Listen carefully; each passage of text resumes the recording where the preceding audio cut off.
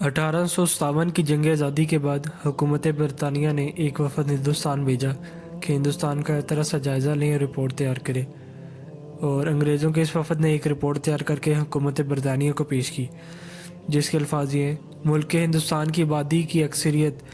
اندھا دھند اپنے پیروں یعنی روحانی رہنماؤں کی پیروی کرتے ہیں۔ اگر اس معاملے میں ہم ایک ایسا آدمی تلاش کرنے میں کامیاب ہو جائیں جو اس بات کے لیے تیار ہو کہ اپنا ذلی نبی کا حوارے ہونے کا اعلان کر دے، تو لوگوں کی بڑی تعداد اس کے گرد جمع ہو جائے گی، لیکن اس مقصد کے لیے مسلمان عوام سے کسی شخص کو ترغیب دینا بہت مشکل ہے۔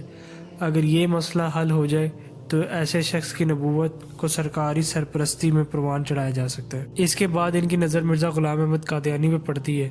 کیونکہ اس کا والد اور خاندان انگریزوں کا بہت زیادہ وفادار تھا، اور انگریزوں کی اس وفاداری کو مرزا نے خود بھی قبول کیا،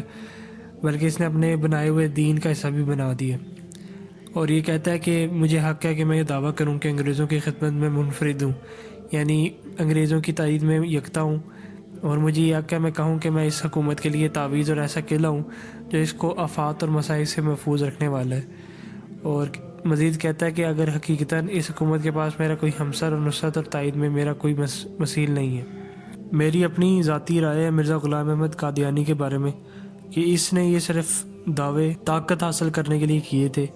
فیم تو اس کے پاس پہلے ہی تھا، یعنی کہ مشہور تھا یہ بہت زیادہ مسلمانوں کے ہاں، اس کے بہت سارے مریدین بھی تھے۔ نبوت کا دعویٰ کرنے کے پیچھے اس کی سب سے بڑی ریزن یہی تھی کہ اس کو طاقت کی لالچ تھی، اور اس نے جب اپنا دین بنایا تو اس نے بہت سے خطوط مختلف ممالک کے حکمرانوں کو بھیجے کہ میری نبوت کو جو ہے وہ تسلیم کیا جائے اور مجھے نبی مانا جائے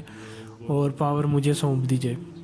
خیر، اس کے علاوہ مرزا قادیانی نے انگریزوں کے کہنے پر دین اسلام کی اہم ترین رکن جہاد کی بھی مخالفت کی، بلکہ جہاد کو مکمل طور پر دین اسلام سے خارج اور ختم کرنے کی کوشش کا اعلان کیا۔ اور مرزا قادیانی کہتا ہے میری عمر کا اکثر حصہ اس سلطنت انگریزی کی تائید و حمایت میں گزرا ہے، اور میں نے ممانعت جہاد اور انگریزی اطاعت کے بارے میں اس قدر کتابیں لکھی ہیں اور اشتہار شائع کیے ہیں کہ اگر وہ رسائل و کتابیں اکٹھی کی جائیں تو 50 الماریاں ان سے بھر سکتی ہیں۔ میں نے ایسی کتابیں کو تمام ممالک عرب، مصر، شام اور کابل اور روم تک پہنچا دی ہیں۔ میری ہمیشہ کوشش رہی ہے کہ مسلمان اس سلطنت کے سچے خیر خواہ ہو جائیں،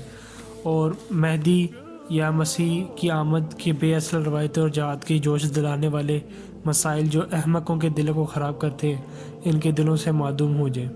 قادیانی لوگوں میں، عوام میں اور میڈیا میں اس بات کا دعویٰ کرتے ہیں کہ ہم بھی مسلمان ہیں، لیکن یہ مذہبی لوگوں میں مسلمان میں شمار نہیں کرتے۔ اس دعوے کو ثابت کرنے کے لیے وہ قادیانی یہ کہتے ہیں کہ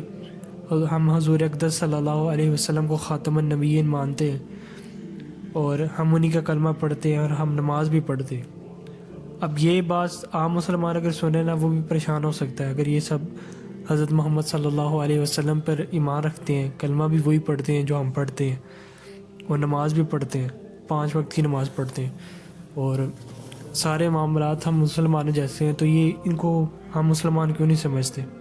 اور نہ جانے یہ علماء اور مولوی حضرات ان کو مسلمان کیوں نہیں سمجھتے، اور حضور اقدس صلی اللہ علیہ وسلم کو خاتم النبیین ماننے کے باوجود ختم نبوت کی حفاظت کی بات کرتے ہیں۔ اس بات کا جواب ان کے عقیدے کی حقیقت جاننے سے ہوگا،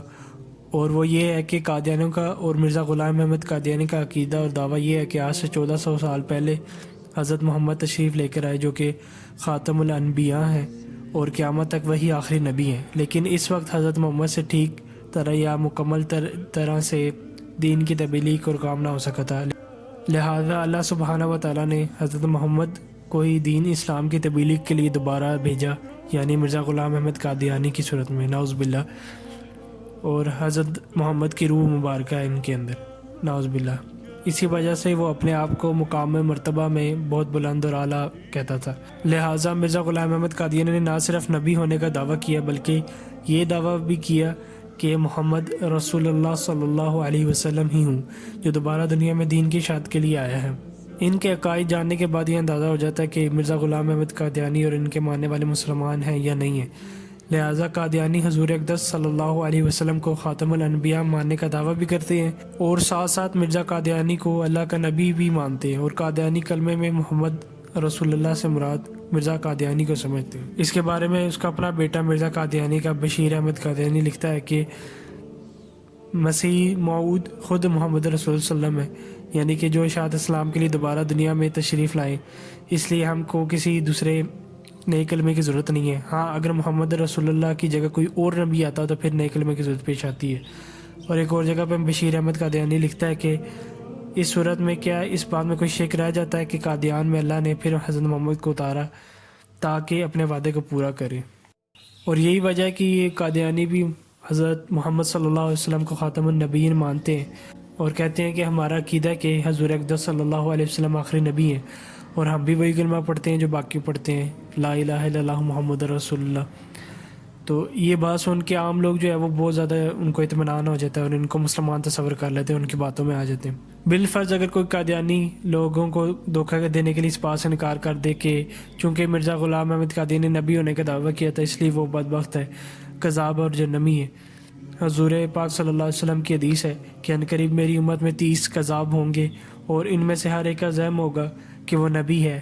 اور میں خاتم النبیین ہوں اور میرے بعد کوئی نبی نہیں ہے۔ اور مسلمان ہونے کے لیے عقیدہ ہر حال اور کیفیت میں ہونا لازمی ہے اور ضروری ہے کہ اللہ سبحانہ و تعالیٰ ایک ہے اور اس کے سوا کوئی معبود اور مالک و خالق نہیں ہے، اور حضور اقدس صلی اللہ علیہ وسلم اللہ سبحانہ و تعالیٰ کے آخری نبی ہیں اور قیامت تک کوئی بھی نبی نہیں آئے گا۔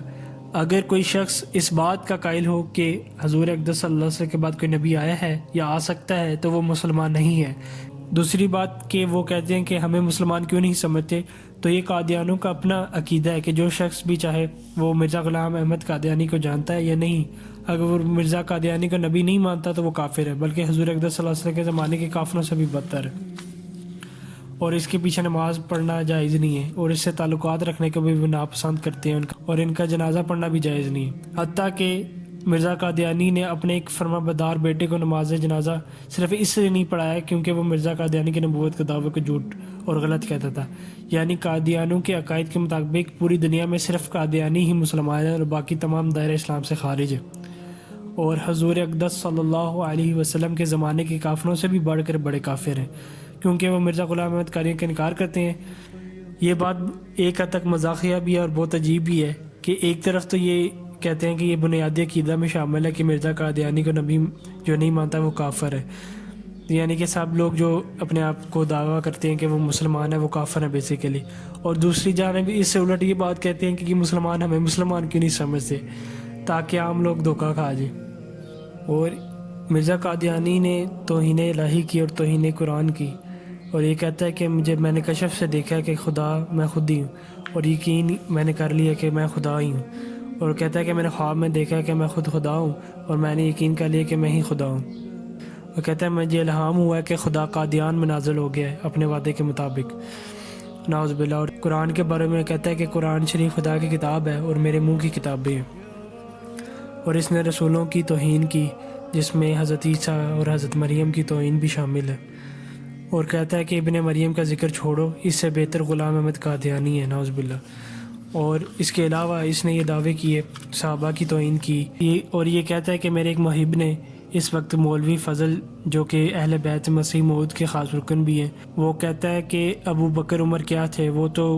غلام احمد قادیانی کی جوتیوں کے تسمے کھولنے کے بھی لائق نہ تھے،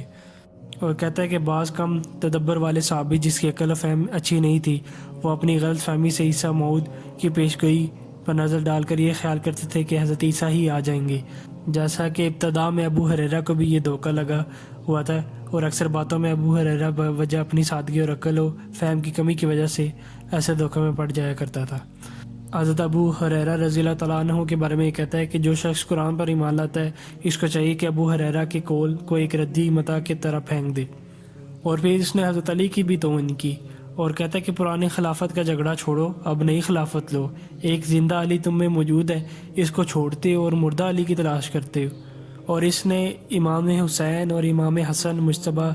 علیہ السلام اور رضی اللہ تعالیٰ عنہ اجمعین کی شان میں بھی گستاخی کی اور ان سے افضل اپنے آپ کو قرار دیا، اور کہتا ہے کہ میں خدا کا ہوں اور تمہارا حسین دشمنوں کا ہے، بس فرق کھلا کھلا ہے، اور کہتا ہے کہ مسیح موعود نے کہا کہ میرے گربان میں 100 حسین ہیں۔ لوگ اس کے معنی یہ سمجھتے ہیں کہ مسیح موعود نے فرمایا میں 100 حسین کے برابر ہوں، لیکن میں کہتا ہوں کہ اس سے بڑھ کر اس کا یہ مفہوم ہے کہ 100 حسین کی قربانی کے برابر میری ہر گھڑی کی قربانی ہے۔ اور کربلا کے بارے میں کہتے ہیں کہ کربلا میری روز کی سیرگاہ ہے اور حسین جیسے سینکڑوں میرے گربان میں. نعوذ باللہ. ایسے شخص کو اب آپ کس طرح مسلمان کہہ سکتے ہیں کہ جو اپنے آپ کو خدا بھی کہہ رہا ہے, اپنے آپ کو رسول بھی کہہ رہا ہے, رسولوں سے افضل بھی کہہ رہا ہے, پھر اپنے آپ کو آخری نبی بھی کہہ رہا ہے, پھر کہہ رہا ہے میں علی بھی ہوں, میں حسین بھی ہوں, میں حسن بھی ہوں, ٹھیک ہے, میں ان سے افضل بھی ہوں. نعوذ باللہ. تو اتنے سارے دعوے کر رہا ہے. تو اس کے پیچھے آپ کو کیا وجہ سمجھ آ سکتی ہے؟ دو ہی وجہ سمجھ آ سکتی ہے, یا یہ فیم حاصل کرنے کے لیے کر رہا ہے, یا یہ پاور حاصل کرنے کے لیے اس نے دعوے کیے. فیم تو اس کے پاس تھا, لیکن اس نے یہ سب کچھ طاقت کو حاصل کرنے کے لیے کیا. اور اس کی دلیل میں نے شروع کے اندر حکومت برطانیہ کی وہ رپورٹ دی جس کے اندر انہوں نے یہ دعویٰ کیا کہ صغیر کے جو مسلمان ہیں روحانی پیشواؤں کی جو ہے وہ پیروی کرتے ہیں, اور اس کے مرزا قادیانی کے تھرو انہوں نے یہ سارا فتنہ جو ہے وہ کریٹ کیا. اس کو فتنہ ہی کہیں گے. یہ صرف اور صرف مسلمانوں کو گمراہ کرنے کے لیے اور ان کو اصل عقائد سے ہٹانے کے لیے بنایا گیا تھا, جس کے اندر اسلام کے کئی رکن کو منسوخ کیا گیا, کئی رکن کو چینج کیا گیا, کئی باتوں کو چینج کیا گیا, تاکہ عام مسلمان جو ہے وہ اس سے دور ہٹ جائیں اور اسلام کی اصل تعلیمات سے دور ہوں. اور اس مرزا قادیانی پہ ویڈیو بنانے کا مقصد صرف یہی تھا کہ عام مسلمان کو ان کے دھوکوں سے جو ہے وہ باز رکھا جائے, ان کو اس بارے میں انفارمیشن دی جائے کہ وہ اصل میں کیا تھا, اور یہ لوگ جو اس کو مسلمان کہتے ہیں تو وہ اس کو مسلمان کیوں کہتے ہیں, اور یہ اگر ہم اس کو کافر کہتے ہیں تو ان کو کیوں کافر کہتے ہیں, اور اس کے ماننے والوں کو کافر کیوں کہتے ہیں. انشاءاللہ مجھے امید ہے آپ کو یہ سب سننے کے بعد اندازہ ہو گیا ہوگا کہ ہم ان کو کافر کیوں کہتے ہیں اور یہ کافر کیوں ہیں.